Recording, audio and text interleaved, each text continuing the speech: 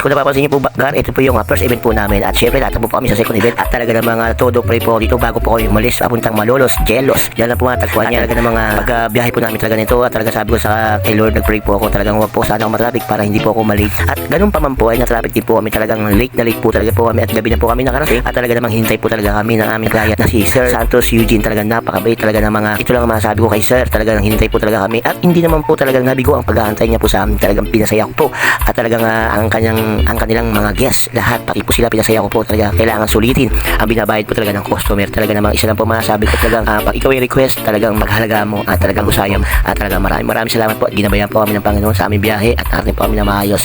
Maraming salamat po. O di ba gar? At eto na nga gar, pagdating mo namin dito talaga namang grabe. Pinauna ko na po yung aking assistant na clown. Talaga namang sabi ko mag-busy na kaagad para dire-diretso na po ang ating program. O di ba gar? At eto na, nag-umpisa na po kami at syempre ipiplex ko lang po. Pagkatapos namin mag-show, ipiplex ko lang sinabi po ni Sir Santos ang aming client. Talaga naman the best talaga. Nakakataba talaga ng puso. Kaya ito lang masasabi ko, thanks God. Maraming salamat po at always happy sa buhay po namin sa pang-araw-araw. O di ba gar? Nga po pala, maraming salamat din po sa iyo Sir Matt at talaga ng mga pang wala po kami talagang kayo po ang nag-host at hinintay niyo po kami. Maraming salamat po sa iyo. At bago po lahat, bago po ako tapos, maraming salamat po sa ating Diyos Ama at buktong na ng Jesus at hindi po kami binabayaan at nakating po kami ng maayos. O di ba gar?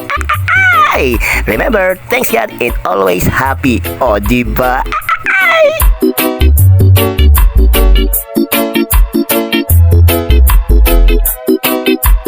Always happy.